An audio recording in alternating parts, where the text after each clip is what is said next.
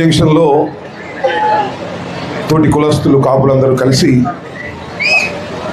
ఈ వన సమారాధన కార్యక్రమాన్ని ఏర్పాటు చేయటం, దానికి ప్రత్యేకంగా మమ్మల్ని అందరినీ పిలవటం, అందరినీ అంటే రాజకీయ పార్టీలకు అతీతంగా అన్ని పార్టీలకు చెందినటువంటి నాయకుల్ని మీరందరూ పిలవటం చాలా సంతోషం, చాలా ఆనందం కూడా. నేను పిలిచినప్పుడు మరొక మాట కూడా అడిగాను, మన కులస్తులైనా బయట వాళ్ళని కూడా ఏమన్నా పిలుస్తున్నారా అని. లేదండి అన్నారు. సంతోషం, తప్పనిసరిగా వస్తానని చెప్పాను. ఎందుకంటే మన కులమంతా కూర్చున్నప్పుడు రకరకాలుగా మాట్లాడుకుంటాం.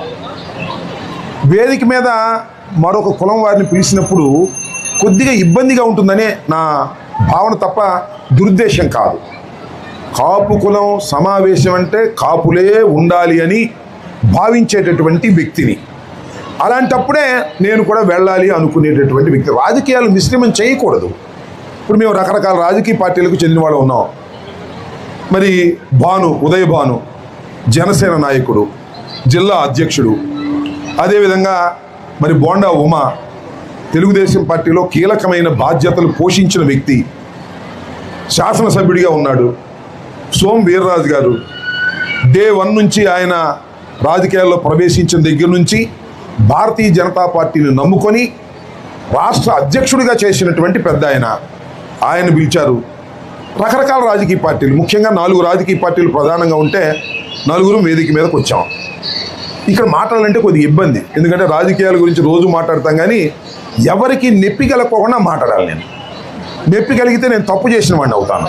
ఇక్కడ అందరూ ఉంటారు, నా అభిమానులు ఉంటారు. నాకు పెద్ద పార్స్ ఏంటంటే మొన్న ఒక ఆయన వచ్చి నీ అభిమాని నేను ఫోటో దిగాడు. ఫోటో దిగిన తర్వాత తీసుకున్నా, ఎవరు కొట్టేసామంటే పవన్ కళ్యాణ్ కొట్టేసాను. అంటే నా అభిమానులే ఉంటారు కాపులు, పవన్ కళ్యాణ్కి ఓటేస్తారు. ఇలా రకరకాల మిశ్రమాలు ఉంటాయి. ఇవి వాస్తవాలు కూడా.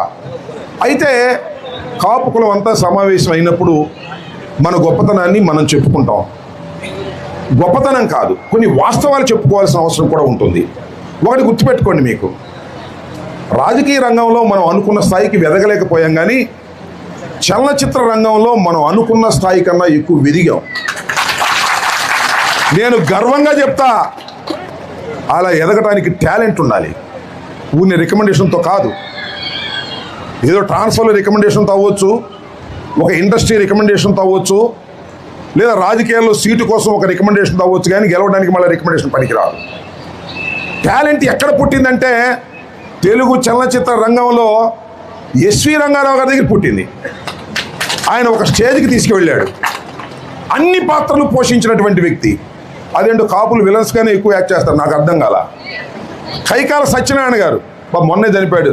చనిపోక ముందు రోజు ఫోన్ చేస్తుండేవాడు ఆయన. మొన్నటి దాకా పాపం చాలా సుదీర్ఘకాలం బ్రతికాడు ఆయన, ఎందుకంటే ఆయనకున్న సిగరెట్ స్మోకింగ్ అంతకాలం బతకూడదు, బతికాడు. ఆయన కూడా విలను చేశాడు, ఎస్వి రంగారావు గారు లాగానే అన్ని పాత్రలు పోషించాడు.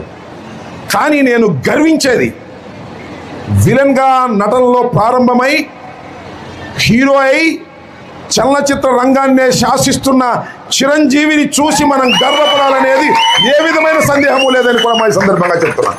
రాజకీయాలు అంటారు, అది వేరే విషయం.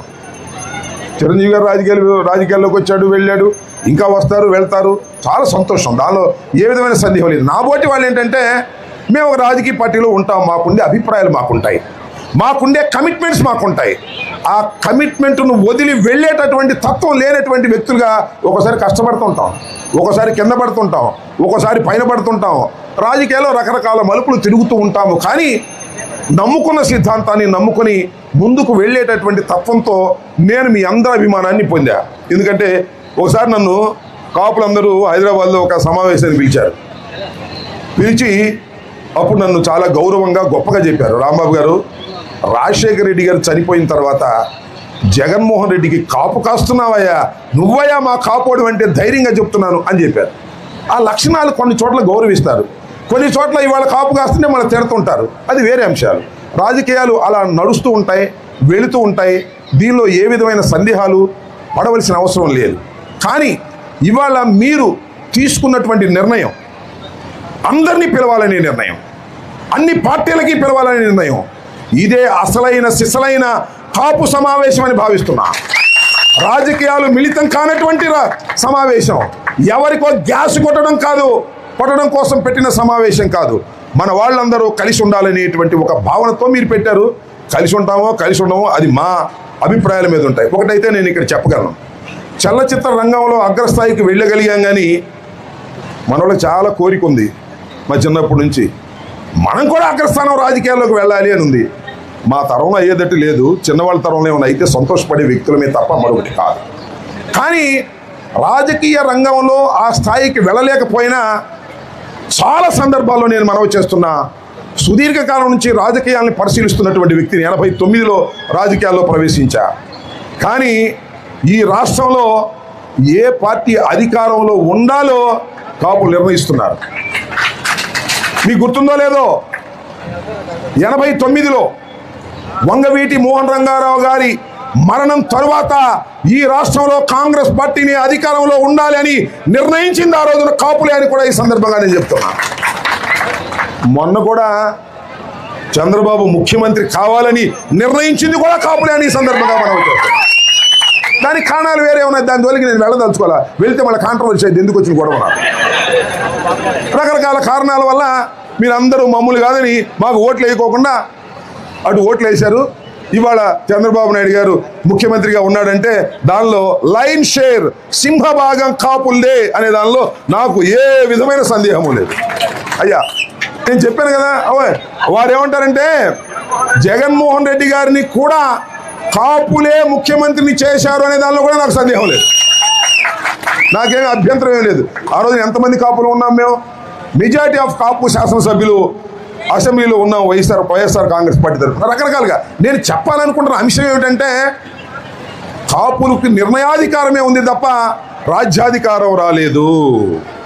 వస్తుంది అని ఆశ, నాకైతే నమ్మకం లేదు. ఇవాళ ఉన్న పరిస్థితుల్లో ఉన్నమాట చెప్తున్నా. వస్తే ఎక్కడున్నా సంతోషించేవాడిని నేను. ఎక్కడైనా ఉండొచ్చు, అధికారంలో ఉండకపోవచ్చు, ఎక్కడైనా ఉండొచ్చు, సంతోషించేవాడిని నేను. చాలా మందికి వద్దబ్బా నువ్వు కామెంట్స్ వదిలే, రాజకీయాల్లో చాలా అక్కడుంటే వస్తా అంటే అందరూ కాపులందరూ ఏకమైతే అందరూ ఇచ్చేస్తారంటే నాకు అర్థం కాల. మీరు ఏమంటారంటే మీరు అక్కడుంటే వస్తా అంటే కాపులందరూ ఏకమైపోతే వస్తుందా? చిరంజీవి ఎలా వచ్చాడు? టాలెంట్తో వచ్చాడు. టాలెంట్ లేకుండా రావడం కష్టం, గుర్తుపెట్టుకోండి. సమర్థత లేనివాడు నాయకుడు కాలేడు. సమర్థత ఉంటే, ఆ కులంలో ఒక సమర్థుడు పుడితే వాడు ఖచ్చితంగా సమర్థత వైపు నడిపిస్తాడు, రాజ్యాధికారం వైపు నడిపిస్తాడు అనేది నమ్మేటటువంటి వ్యక్తిని నేను. అది వాస్తవాలు తెలుసుకోవాలి. ఊరినే మనం గొప్పగా చెప్పుకుంటాం, కొన్ని సందర్భాల్లో గొప్పగా చెప్పుకోవాలి. చిరంజీవి గారి గురించి గొప్పగా చెప్పుకోవాల్సిందే, దానిలో సందేహం లేదు. ఎస్వి రంగారావు గారి గురించి గొప్పగా చెప్పుకోవాల్సిందే, దానిలో సందేహం లేదు. కాబట్టి నేను చెప్పదలుచుకున్న అంశాలను మీరు క్యాచ్ చేసి ఉంటారు అనుకున్నా. ఎందుకంటే నేను ఇందాక మొట్టమొదటి చెప్పా, ఈ వేదిక మీద మాట్లాడాలంటే కత్తితో సాము లాంటిది. ఎందుకంటే రకరకాల విషయాలు జోలికి వెళ్ళకోకుండా మనం మాట్లాడలేం. వెళ్ళినప్పుడు తప్పుగా అర్థం చేసుకునేటువంటి పరిస్థితులు ఉంటాయి. సాధ్యమైనంత వరకు కొద్దిగా అనుభవం గలవాడిని, నెత్తంతా మెరిసిపోయింది కాబట్టి కాంట్రవర్సీ లేకోకుండా మాట్లాడి మిమ్మల్ని అందరినీ ఆనందపరిచి, మరొకసారి హనుమాన్ జంక్షన్లో కాపు సమావేశం జరిగితే మా రాంబాబు గారు రావాలి అనుకునే విధంగా ఉండాలని కోరుకునేటువంటి వ్యక్తిని తప్ప మాకేమీ కక్షలు ఉండవు, రాజకీయ కక్షలు అసలే ఉండవు, ఉండాల్సిన అవసరం లేదు.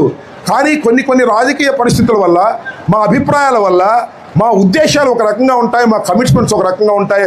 కమిట్మెంట్స్ ప్రకారం పనిచేసేటటువంటి వ్యక్తులను మమ్మల్ని మీరు గౌరవిస్తున్నారు, చాలా సంతోషం.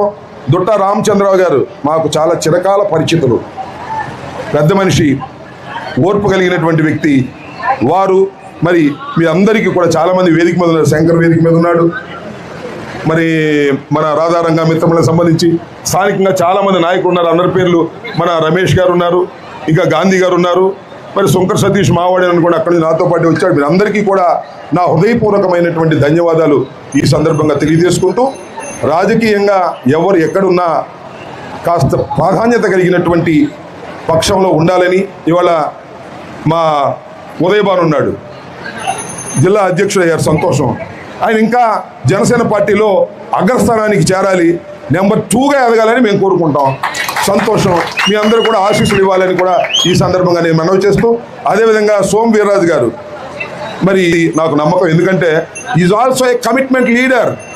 భారతీయ జనతా పార్టీని ఆర్ఎస్ఎస్ దగ్గర నుంచి పట్టుకొని కమిట్మెంట్గా పనిచేసినటువంటి వ్యక్తుడు సోము వీర్రాజు గారిని చూస్తే కాపులు గర్వపడవలసిన అవసరం కూడా ఉంటుందని ఈ సందర్భంగా నేను మనవి చేస్తున్నాను. ఈయన ఏదో నన్ను గిల్లుతున్నాడు, పవన్ కళ్యాణ్ విమర్శించమాకు. మరి నేనేమన్నా బుద్ధి తక్కువ మీ ముందుకు వచ్చి పవన్ కళ్యాణ్ విమర్శిస్తానా? నాకు బుర్ర లేదా? నేను రాజకీయ విమర్శలు చేసుకోవాలనుకుంటే చాలా పెద్ద పెద్ద వేదికలు ఉన్నాయి, దాని మీద నేను రాజకీయ విమర్శలు చేసుకున్నాను తప్ప నాకు ఎక్కడ ఏం మాట్లాడాలో తెలిసినటువంటి వ్యక్తిని మనోడు కొద్దిగా వాడినట్టున్నాడు, అందుకని ఏదో మాట్లాడుతున్నాడు. అలా పిచ్చి పనులు చేసేటటువంటి వ్యక్తి కాదు మీ అంబటి రాంబాబు. అసలైన సిసలైన టాపు గుర్తుపెట్టుకోమని కూడా ఈ సందర్భంగా మనవి చేస్తూ మీ దగ్గర సెలవు తీసుకుంటున్నాను. Thank you.